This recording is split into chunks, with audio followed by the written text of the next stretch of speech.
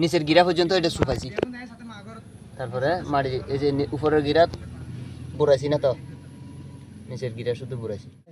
তাহলে গোলা হয় না, এটা হবে না? না, এটা গোলা হবে না, এটা শুধু লতাই থাকবে, আচ্ছা। মানে গোলা ধরে না। এটার নিয়ম কি রকম? একটা পানের আপনার গাছের কত বছর বা কত দিন বয়স হইলে এরকম লতা সংগ্রহ করা যায়? আপনি বছর লাগে না, এই মৌসুমে আমরা লাগাইতেছি না এরকম, হ্যাঁ, আগামী বছর এই সময় এই মৌসুমে আবার এটা কাটিয়া অন্য জায়গায় লাগাতে পারবো। আচ্ছা। এখান থেকে কোনো পান পাতা যে গাছ লাগাচ্ছেন এই গাছে কোনো পান পাতা সংগ্রহ করেন না বা বিক্রি করেন না? না, বিক্রি করবো, সারা বছর ধরে পান বিক্রি করবো। আচ্ছা, শুধু যেই সময় সারা লাগামো ওই সময় শুধু 15 দিন 1 মাস বিক্রি করবেন না? বিক্রি করবো না, যাতে পানের খরাত একটু বেশি হয়। আচ্ছা, মানে যত লতা লম্বা হবে ততগুলো আপনারা, যত লম্বা লতার মধ্যে ফান থাকবে হ্যাঁ, তত খরাত বেশি হবে।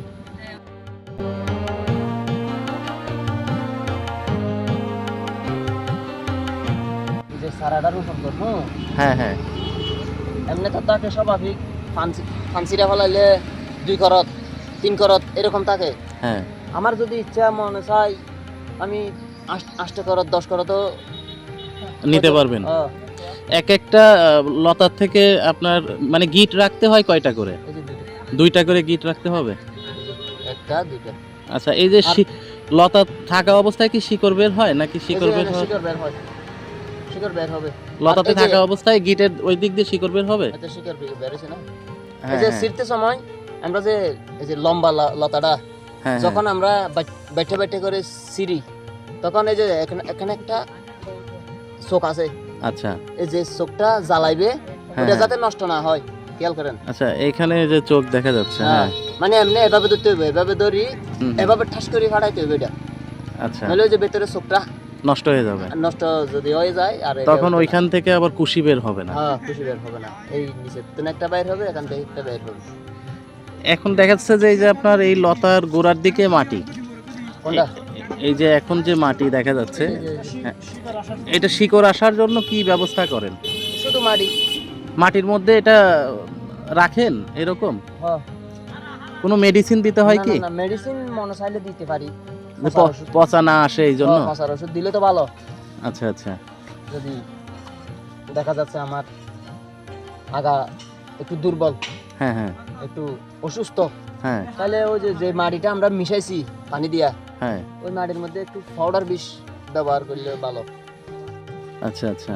আপনারা এই লতাটা যখন ছেড়েন, এই যে এখন চারা করছেন, তাহলে মাটির মধ্যে কতদিন রাখেন শিকড় পূর্ণাঙ্গভাবে আসার জন্য? না, মাটি এই তো আজকে ছিড়লাম, আজকে ছিঁড়ে আজকেই রোপণ করে ফেলতেছেন? এটা বাই করান যাবে না, এক্সট্রা মাটি দিয়ে এরকম একটা ওই যে জমির আইল আছে না, হ্যাঁ, হ্যাঁ, জমির আইলের মতো করে একটা মাটি, মানে নতুন মাটি দিয়ে একটা আইল বাঁধবেন শক্ত করে মাটি রে, আচ্ছা, আচ্ছা, শক্ত করে, তারপরে সমান করে খাইটিয়া ফাঁক করবেন, ফাঁক করে ওই যে চারাটা দূর পরে গ্যাপ করে চারাটা লাগাই দিবেন এভাবে। আচ্ছা। এখানে আসলে রোপণের ক্ষেত্রে কোনো সুনির্দিষ্ট দূরত্ব নাই নাকি দূরত্ব আছে? না, দূরত্ব নেই, দূরত্বের দরকার নেই, আপনার এই যে 2 ইঞ্চি বা 3 ইঞ্চি এতটুকু পর হইল। আর সারি থেকে সারির দূরত্ব তো আছে? সারি থেকে সারি দূরত্ব 1 মুড়ুম, মানে এক হাতের মধ্যে যতগুলো? এর মধ্যে হইলে হয়। আচ্ছা, আচ্ছা,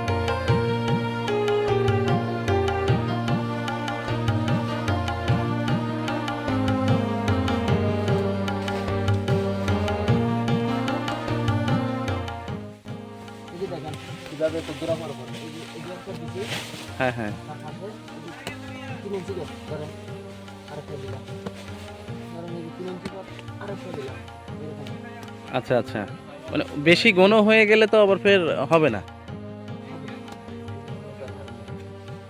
18টা, মানে একটা সারিতে 18টা? 18টা, আর এই শাড়িটা আছে প্রায় এই কুটি আর ওই কুটি প্রায় 60 হাত আছে দেখেন। আচ্ছা, আচ্ছা। মধ্যে আমরা তো 60 হাত লাগাচ্ছি না। মাঝে তো গ্যাপ রাখছেন? হ্যাঁ, এই যে পানি চলাচল করতে হবে, পানি শুদ্ধ হবে, হ্যাঁ, আবার বৃষ্টি হইলে পানিটা বের হয়ে যেতে হবে।